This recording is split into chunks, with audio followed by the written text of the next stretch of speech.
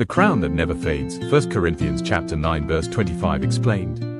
Imagine training every single day, waking up before sunrise, pushing your body until it hurts, saying no to comfort, giving up parties, entertainment, even relationships, all for one moment, one race, one victory, one crown. Now imagine crossing the finish line, receiving your prize, only to watch it fade away. The applause ends, the medals collect dust, the trophies are forgotten, the world moves on. Now ask yourself, what are you training your life for? Because the Apostle Paul says there is another race, another competition, another prize, a crown that never fades, a reward that lasts forever. And most Christians today don't realize they're already running this race. By the end of this video, you may never look at your daily choices the same way again. Before we go any further, think about your own life for a moment.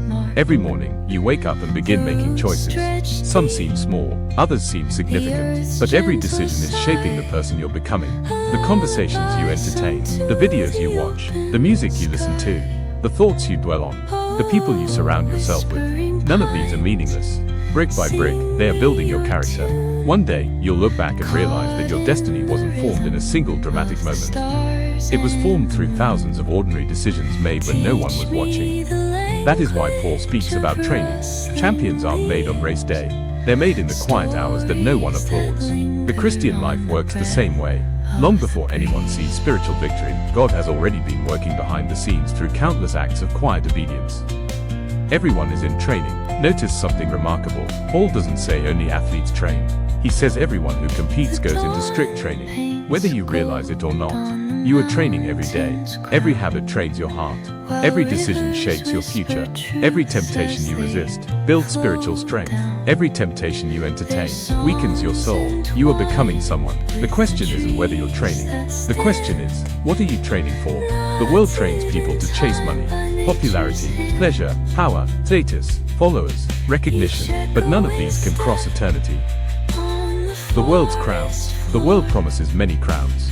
A successful career, a luxury house, the newest phone, the perfect body, millions of followers, recognition from strangers. None of these are evil by themselves, but they become dangerous when they replace eternal priorities. Think about it. How many celebrities reached the top, only to admit they still felt empty? How many billionaires discovered that wealth couldn't buy peace? How many famous athletes struggled with depression after winning championships? Because success without God can never satisfy the soul. The world keeps saying, just achieve one more thing. But eternity asks, what have you done for Christ? One day, every earthly title will disappear.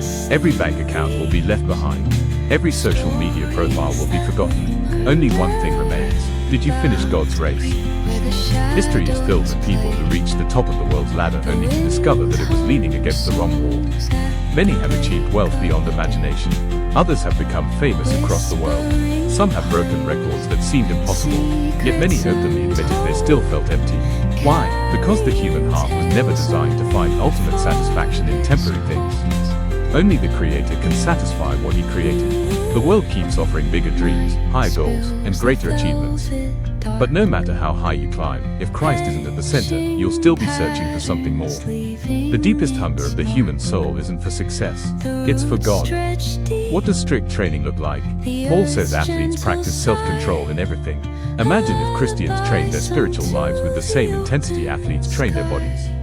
Imagine reading scripture every day, even when you don't feel like it. Praying faithfully, even when heaven seems silent. Forgiving people, even when they don't deserve it. Resisting temptation, when nobody is watching. Serving others, without expecting applause. Obeying God, even when it's unpopular. That is spiritual discipline. Discipline isn't punishment, it's preparation. God isn't trying to take your joy.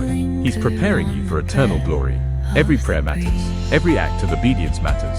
Every sacrifice matters. Nothing done for Christ is wasted. The crown that lasts forever. So what is this crown? The Bible speaks about several heavenly crowns, but together they point toward one incredible truth. God rewards faithfulness, not because we earn salvation. Salvation is God's free gift through Jesus Christ, but faithful service receives eternal reward. Can you imagine hearing these words? Well done, good and faithful servant. No award on earth compares to that moment. Standing before Jesus, knowing you remained faithful, knowing you didn't quit, knowing every sacrifice was worth it. That is the crown Paul was living for. Imagine standing before Jesus, not with fear, but with overwhelming gratitude. Every sacrifice you made for him suddenly makes sense. Every prayer you thought went unanswered. Every temptation you resisted. Every lonely season. Every tear you cried. Every act of forgiveness. Every moment you chose faith over fear. None of it was wasted. In that moment, eternity will reveal what earth could never fully show. You'll realize that every step taken in obedience was leading you toward a reward that can never fade. And you'll understand that following Christ was never losing anything. It was gaining everything. How do we run to win? Running this race isn't about being perfect. It's about refusing to give up. Some days you'll stumble, get back up. Some days you'll feel weak. Lean on Christ. Some days you'll wonder if your obedience matters. Keep running. The finish line is closer than you think. God sees every unseen act of faithfulness. Every quiet prayer, every temptation resisted, every tear cried in secret. Nothing escapes his eyes. The finish line belongs to those who keep running. Conclusion: one day, every one of us will cross the finish line. On that day, the opinions of people won't matter. Money won't matter. Fame won't matter. Only one question will remain.